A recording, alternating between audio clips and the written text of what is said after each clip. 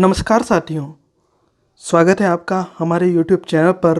दोस्तों, आज हम पर्यावरण अध्ययन ईवीएस के अंतर्गत आने वाले महत्वपूर्ण टॉपिक आवास के बारे में अध्ययन करेंगे। इसमें हम प्रमुख जीव और उनके आवास के बारे में जानेंगे दोस्तों, जो कि परीक्षाओं में पूछे जाते हैं। तो सबसे पहले हम इसी को जानते हैं कि आवास क्या होता है दोस्तों। तो आवास किसी जीव जंतु का वह परिवेश, आश्रय या आवास कहलाता है जिसमें वह निवास करता है दोस्तों। जिसमें वह निवास करता है वही उसका आश्रय भी बोल दो या आवास बोल दो, एक ही बात है दोस्तों। और इसका जो शाब्दिक अर्थ है वो होता है वास स्थान, मतलब वही जो रहने का स्थान है वही क्या कहते हैं, उसी को हम पर्यावरण अध्ययन की भाषा में आवास कहते हैं दोस्तों।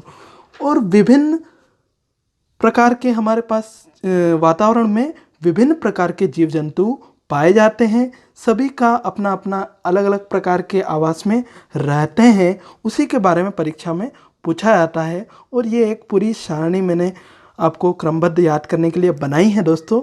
तो इसी में प्रमुख जीव व उनके आवास है ना, इसमें हम एक और जीव को ले रहे हैं और दूसरी ओर आश्रय या इसी को बोले आवास, एक ही बात है दोस्तों। तो यहाँ पूछा जाएगा कि शेर का आश्रय स्थान क्या होता है, आवास स्थान क्या होता है दोस्तों। तो हमें याद रखना है, शेर का जो आवास स्थान होता है वो होता है माद। उसे जो शेर जहाँ रहता है उसे माद बोला जाता है दोस्तों। क्या बोला जाता है? माद। अगला है घोड़ा। घोड़ा कहाँ रहता है? घोड़े का आश्रय स्थल क्या है? तो घोड़े का होता है अस्तबल। जहाँ पर घोड़े बंधे हुए रहते हैं उसको अस्तबल बोला जाता है, जहाँ पर वो निवास करता है। अगला कुत्ता की बात करें। कुत्ता की बात करें तो इसका जो आवास स्थल है उसको हम बोलते हैं कुक्कुरशाला दोस्तों। ठीक है। इसी प्रकार से बकरी का होता है, उसे हम बोलते हैं बाड़ा, है ना। बिल्ली का होता है पिंजरा। बिल्ली का जो आश्रय स्थान होता है दोस्तों उसको हम पिंजरा बोलते हैं। चूहा का कहाँ रहता है? तो बिल में रहता है, ये तो जनरली आपको याद ही है और यही इसका आवास स्थान होता है। सांप भी कहाँ रहता है? तो सांप बिल में रहता है ना दोस्तों।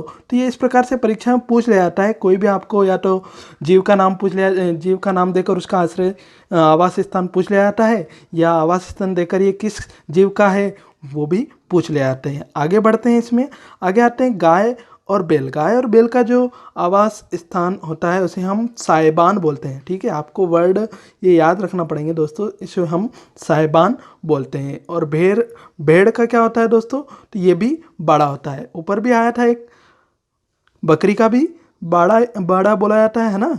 बकरी का जो आश्रय स्थान होता है उसको भी बड़ा बोला जाता है, और भेड़ का जो आश्रय स्थान या आवास स्थान होता है उसको भी बड़ा बोला जाता है। अगला है पक्षी। पक्षी कहाँ रहता है? तो पक्षी घोंसले में रहता है, वही उसका आवास स्थान है। हाथी की बात करें, हाथी और जेबरा दोनों का क्या होता है? जंगल। ठीक है दोस्तों, हाथी और जेबरे का पूछा जाए कि उनका आश्रय स्थान, आवास स्थान क्या है, तो हमें बताना है जंगल। सुअर का क्या बोला जाता है आश्रय स्थान को? सुकरशाला। ठीक है, ध्यान रखना है दोस्तों, क्या बोला जाता है? सुकरशाला। सुकरशाला में सुअर रहता है। अगला बात करें खरगोश की। खरगोश भी कहाँ रहता है दोस्तों? बिल में रहता है। खरगोश कहाँ रहता है? बिल में। जिस प्रकार सांप का भी आया था, चूहे का भी आया था, ये भी बिल में रहते हैं, इसी प्रकार से खरगोश का भी हम क्या बताएंगे? बिल में। चूहा, सांप और खरगोश तीनों का आश्रय स्थान बिल है दोस्तों। अगला है मुर्गा या मुर्गी ले लो, दोनों के आश्रय स्थान को क्या कहते हैं? तो दड़बा बोला जाता है। क्या बोला जाता है दोस्तों? दड़बा। पूछा जाए प्रश्न, दड़बा किसका आश्रय स्थान है? ऑप्शन दे दिया है, भेड़, पक्षी, हाथी, मुर्गी, तो उत्तर जाएगा दोस्तों मुर्गी। और लास्ट हम मनुष्य की बात करें तो मनुष्य का उसका आश्रय स्थान होता है, उसको हम क्या बोलते हैं?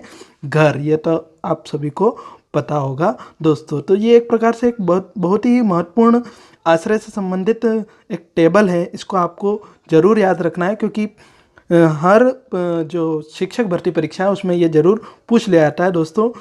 ओके फ्रेंड्स, आपने अपना समय निकाल कर इस वीडियो को देखा, इसके लिए आपको बहुत बहुत धन्यवाद।